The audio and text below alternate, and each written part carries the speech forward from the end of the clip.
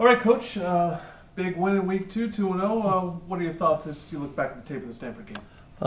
One, very proud of our coaching staff for the plan that they put together, and then the kids going out and executing it. I think we're getting very close to the identity we want as a football team, and that's the ability to run the ball physically and then have the opportunity versus one high coverage to throw it over an opponent's head.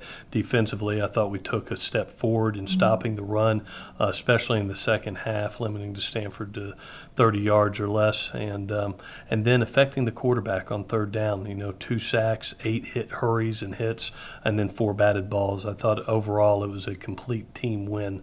Very proud of it. Stanford game is always about the trenches. What did you see from your offensive line and your defensive line when you look back at it? Yeah, I really felt offensive line. We played on their side of the line of scrimmage. I thought our combination blocks that the kids did on the offensive line, I thought they really controlled the line of scrimmage. And then we played so much better assignment football defensively of controlling gaps, really an attacking style of defense, multiple pressures. Very proud of how those two, the offense and defensive front, executed in that game. We talked about a lot of the skill guys. One guy maybe fell a little bit under the radar is Stephen Mitchell.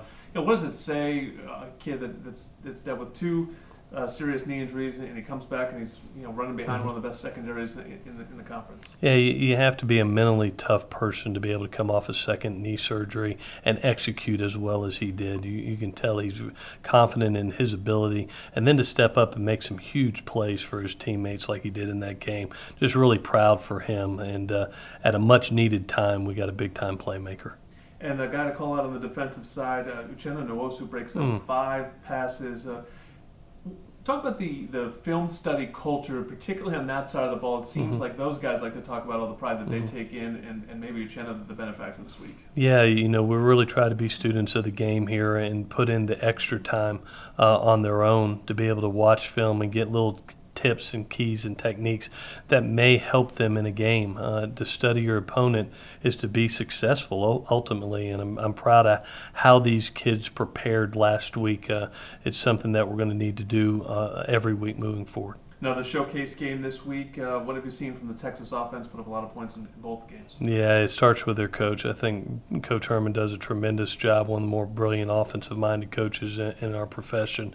Very aggressive style of coach offensively, and he makes you defend every inch of grass. He uses the vertical passing game extremely well, but also puts the ball out on the perimeter effectively with his RPO game. So they will provide some stiff competition definitely for us, and something that we're going to have to work tirelessly to prepare for. Yeah, when you talk about somebody like Coach Herman, how difficult is it to prepare when you only have 2 games at Texas? I mean, do you look back at his career, or is it different when you go to a different team? Yeah, definitely. I mean, you look back at what he did at Houston, at Ohio State, and see if it matches up with the first 2 games, and just get an overall feel for who he is. And then you reel in what personnel he has right now to be able to. He's always been a guy that's leaned on his strengths. He's done that really effectively.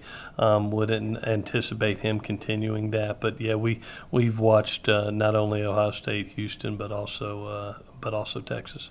And then from a personnel standpoint, as you mentioned, how do you handle their QB situation, which sounds like it's a game time decision or something? Yeah, the good thing is both kids are arm effective. They can make the throws on the field, and they are athletes.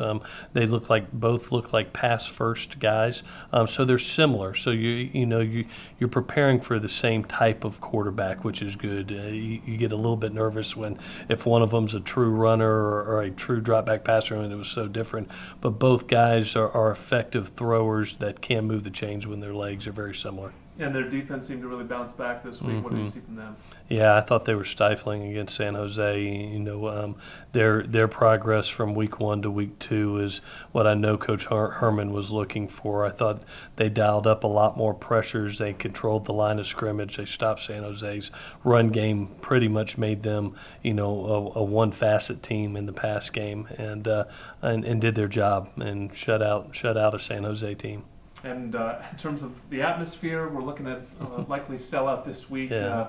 What are you looking forward to as you have another great opportunity in the Coliseum? Yeah, was it electric for Stanford? It was so much fun as a coach and as a team to feel the Trojan family behind us, and so glad this is going to be another huge crowd, and let's get loud. I tell you, we could feel it for the Stanford game, especially on third down situations. So we'll lean on our Trojan family once again for support. And then also, finally, you want to lean on the Trojan family as part of the sneaker drive this week. Yeah, definitely. We have our shoe drive coming up. We're trying to raise 5,000 pair of shoes for right here for homeless youth right here in our community. So please help us in that task. It's a great cause, and it's something that we appreciate the Trojan family for what they did last year, and we're hoping for even a better turnout this year. All right, thanks so much. Big game, big shoe drive this week. Thanks. Thank you.